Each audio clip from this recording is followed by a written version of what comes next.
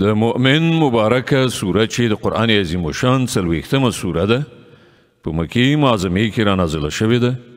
85 مبارک آیاتونه لري. تلاوت او پښتو ترجمه یې له لومړي آیت څخه اورئ. بسم الله الرحمن الرحیم. د الله په نوم چې ډیر زیات مهربان پورا رحم لرونکی دی. حمیم. تنزيل الكتاب من الله العزيز العليم غافر الذنب وقابل التوب شديد العقاب ذي الطول لا إله إلا هو إليه المصير. حمیم. دغه کتاب نازلیدل د الله لخوا دی چې برلاسی دی، په هر څه باندې پوهیدونکی دی، د ګناه بخښونکی او توبه قبلونکی دی، سخت سزا ورکوونکی او ډیر د فضل خاوند دی. له هغه پرته هیڅ معبود نشته، د همغه لوري ته د ټولو ورګرځېدل دي. ما يجادل في آيات الله إلا الذين كفروا فلا يغررك تقلبهم في البلاد. د الله په آیاتونو کې جګړې نه کوي مګر یوازې هغه کسان چې هغوی کافر شوي دي. له دې وروسته دې د نړۍ په هیوادونو کې د هغو ګرځېدل را ګرځېدل تا په څه فریب کې وانه چوي. كذبت قبلهم قوم نوح والأحزاب من بعدهم وهمت كل أمة برسولهم ليأخذوه وجادلوا بالباطل ليدحضوا به الحق فأخذتهم فكيف كان عقاب. لدوی نه مخکې د نوح قوم هم حق ته د دروغو نسبت کړی دی او له هغو نه وروسته ډیرو نورو ډلو هم دغه کار کړی دی. هر قوم پر خپل پیغمبر باندې حمله وکړه تر څو چې هغه ونیسي. هغوی ټولو د باطل په وسیلې سره د حق د مغلوب ښودلو هڅه وکړه، خو په پای کې ما هغوی ونیول. نو وګوره چې زما عذاب څنګه سخت و. وكذلك حقت كلمة ربك على الذين كفروا أنهم أصحاب النار.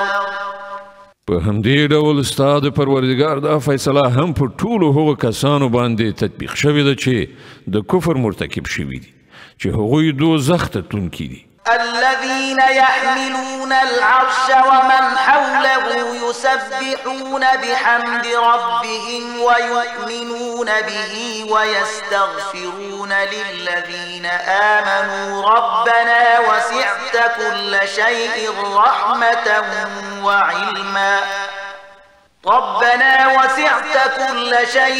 رحمة وعلما فاغفر للذين تابوا واتبعوا سبيلك وقهم عذاب الجحيم.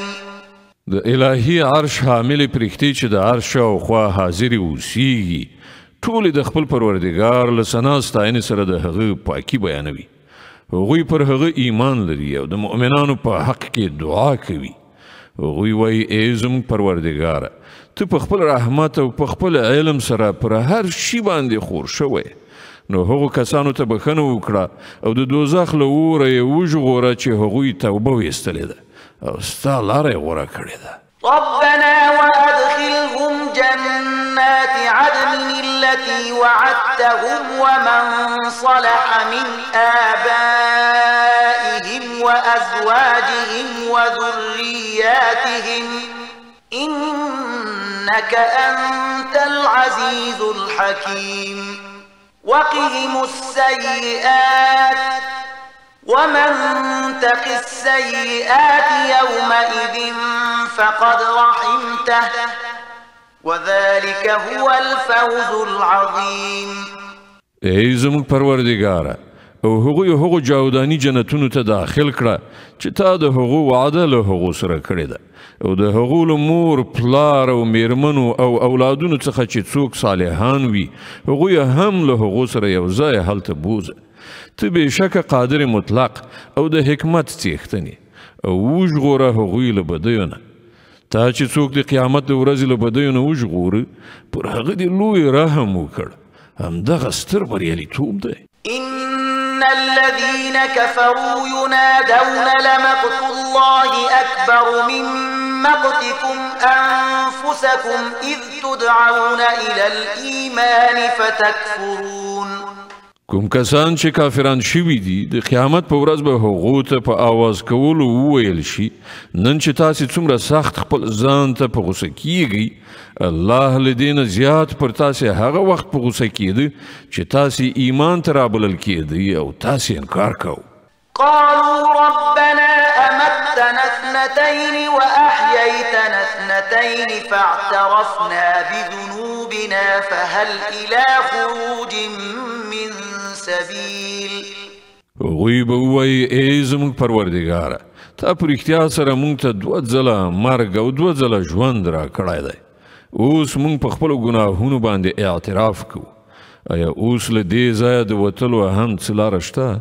ذلكم بأنه إذا دعي الله وحده كفرتم وإن يشرك به تؤمنوا فالحكم لله العلي الكبير. جواب ورکړ شي دغه حالت چې تاسې پکې اخته یئ له دې امله دی چې کله یوازې د الله خواته بلنه کېدله نو تاسې نه منله او کله چې له هغه سره نور یو ځای کېدل نو تاسې منله. اوس فیصله د لوی او لوړ خدای په لاس کې ده. هو الذي يريكم آياته وينزل لكم من السماء رزقا وما يتذكر إلا من ينيب. هماغه ذات دی چې تاسې ته خپلې نښانې درښیي او له آسمانه ستاسې لپاره روزي نازلوي خو د دغو نښانو په لیدلو سره پند یوازې همغه څوک اخلي چې د الله لوري ته رجوع کوونکی وي. فادعوا الله مخلصين له الدين ولو كره الكافرون. نو ای رجوع کوونکو همغه الله وبولئ د هغه لپاره د خپل دین په خالص ګرځولو سره اگر که ستاسې دغه کار د کافرانو هر څومره بدی سي. رفيع الدرجات ذو العرش يلقي الروح من أمره على من يشاء من عباده لينذر يوم التلاق يوم هم بارزون لا يخفى على الله منهم شيء لمن الملك اليوم لله الواحد القهار. هغه د لوړو درجو خاوند عرش څښتن دی له خپلو بندګانو نه په هر چا باندې چې وغواړي په خپلو حکم سره وحی نازلوي تر څو چې هغه د ملاقات له ورځې نه خبردار کړي. هغه ورځ چې ټول خلک بې پردي وي له الله نه به د هغو هیڅ خبره هم پټه نه وي. په هغه ورځ به په لوړ آواز پوښتنه وشي نن پاچایي د چا ده؟ ټول مخلوق به غږ وکړي د یو قهار خدای. اليوم تجزى كل نفس بما كسبت لا ظلم اليوم إن الله سريع الحساب. وبه ویل شي نن به هر چاته د هغې ګټې بدله ورکړه شي چې هغه کړي وي. نن به پر هیچا څه ظلم نه وي او الله په حساب اخیستلو کې ډیر ګړندی دی. وأنذرهم يوم الآزفة إذ القلوب لدى الحناجر كاظمين ما للظالمين من حميم ولا شفيع يطاع. ای پیغمبره دوی له هغې ورځې نه وډار کړه چې رانږدې شوې ده کله چې له ډېرې غوسې زړونه خولې ته راغلي وي او خلک غلي ولاړ وي.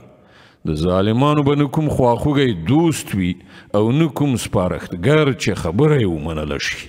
يعلم خائنة الأعين وما تخفي الصدور. الله آن د سترګو په خیانت باندې پوهیږي او آن په هغه راز باندې پوهیږي چې سینو پټ ساتلی دی. والله يقضي بالحق والذين يدعون من دونه لا يقضون بشيء إن الله هو السميع البصير. او الله بل حق سره سم فیصله وکړي. پاتې شول هغه چې دغه مشرکان له الله نه پرته بولي هغوی د هیڅ شي فیصله کوونکي هم نه دي. بېشکه همدا الله د هر څه اورېدونکی او لیدونکی دی. أولم يسيروا في الأرض فينظروا كيف كان عاقبة الذين كانوا من قبلهم كانوا هم أشد منهم قوة وآثارا في الأرض فأخذهم الله بذنوبهم وما كان لهم من الله من واق. آیا دوی کله په ځمکه کې ګرځېدلي نه دي چې دوی د هغو خلکو عاقبت لیدلی وای چې له دوی نه مخکې تیر شوي دي؟ هغوی له دوی نه زیات قوي وو او له دوی نه زیاتې قوي نښې نښانې په ځمکه کې پریښي دي. خو الله د هغو پر ګناهونو هغوی ونیول او له الله نه د هغو ژغورونکی هیڅوک نه و. ذلك بأنهم كانت تأتيهم رسلهم بالبينات فكفروا فأخذهم الله إنه قوي شديد العقاب. لدې عمله د هغوی دغه عاقبت شو چې هغو ته د هغو پیغمبران له ښکاره آیاتونو سره راغلل او هغوی له منلو نه انکار وکړ. په پای کې الله هغوی ونیول. په یقیني ډول هغه د ډیر قوت خاوند او په سزا ورکولو کې ډیر سخت دی. ولقد أرسلنا موسى بآياتنا وسلطان مبين إلى فرعون وهامان وقارون فقالوا ساحر كذاب. من موسی فرعون هامان او قارون ته له خپلو نښانو او د ماموریت له څرګند سند سره ولیږل خو هغوی وویل کوډګر دی ډیر دروغجن دی. فلما جاءهم بالحق من عندنا قالوا اقتلوا أبناء الذين آمنوا معه واستحيوا نساءهم وما كيد الكافرين إلا في ضلال. بیا کله چې هغه زموږ لخوا هغوی ته حق دین راوړ نو هغوی وویل د کومو کسانو چې ایمان راوړی له ده سره ملګري شوي دي د هغو ټولو زامن ووژنئ او لوڼې یې ژوندۍ پرېږدئ. خو د کافرانو دسیسه ناکامه شوه. صدق الله العظیم. الله ستر رښتیا ویونکی دی.